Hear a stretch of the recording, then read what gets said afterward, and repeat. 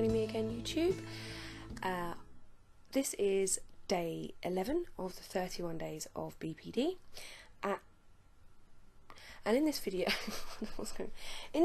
I'm going to be talking about the 7th sign of the signs and symptoms of BPD. And this one's very simple, actually.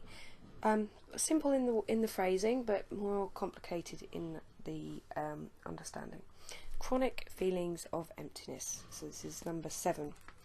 And just to reiterate, these are the 9. You need to have at least 5 to be given a diagnosis of BPD. Chronic feelings of emptiness. Well, chronic meaning it's all the time, it's constant, it never gives up. And yeah, emptiness coming from sorry, let's try again. Sorry, just moving my legs. Sitting cross-legged, getting a dead leg. So, chronic feelings of emptiness. Now, this for the sufferer means that they, well, let's talk about for me, shall we? Chronic feelings of emptiness.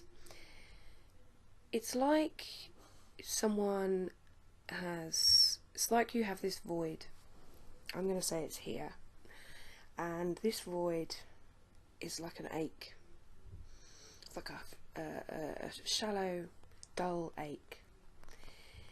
And it feels like something is missing. It feels like there is a hole, a void that needs to be filled.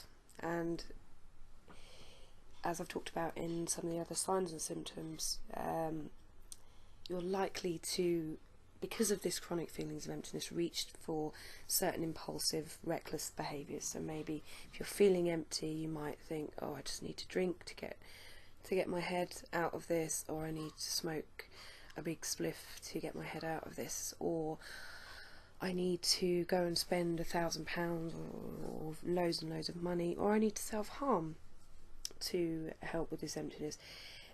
A lot of the thing with BPD is developing really bad behavioural patterns, and when you develop these behavioural patterns, you don't realise you're doing it, but then you then carry these with you and take them with you into your life. And I learnt the wrong way, learnt that doing certain things was not the healthy way to do things, but that's how I learnt. And from my upbringing and schooling and things like that, I learnt certain behavioural patterns.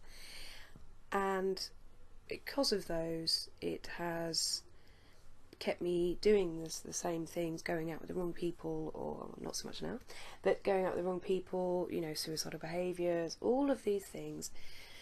And it would be all coming from this chronic empty feeling. And it's really hard to describe to someone what that's like if you haven't felt it. But like I said before, it's like a feeling here that something is missing. And that all stems from, you know, your abandonment issues and things like that. But also it's not knowing who you are, you know, that identity disturbance.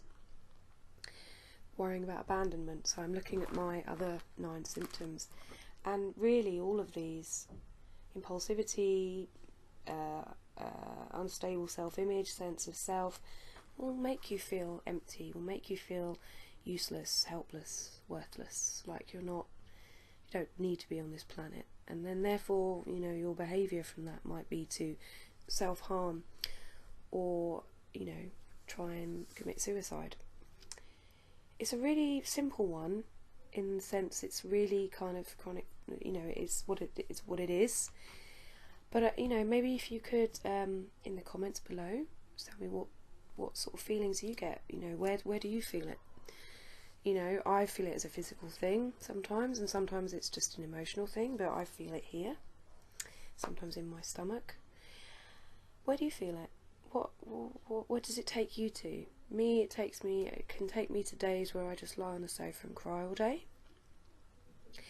It can take me to places where I don't want to be around certain people. I've been very much wanting a child for quite some time, but not really feeling I'm in the right place to have a child. And I don't work, so I sort of think, you know, I'm not really going to be you know, I'll be there for the child, but you know, anyway, so I'm going on one of my tangents, but what I'm saying is that you will have these feelings, and some days it's easier, some days it's harder, and when I suffer from them, it does take me to a place where I can't get out of bed. Not so much anymore. I manage to, I can get myself out of bed, but there are some days still that the emptiness takes over and nothing else gets a look in. Really, really sad, lonely place to be. But like I say, tell me about your experience. I want to hear about yours. I always talk about mine, I want to hear about yours. So that's been day 11 of the 31 days of BPD. Thank you for joining me. Please like and subscribe if you haven't already. Share this video to anyone that might help them. Like it or rewatch it if you want to, you know, learn a bit more about it again. Thanks for watching. This has been day 11, 31 days of BPD. I will see you tomorrow for day 12. Take care.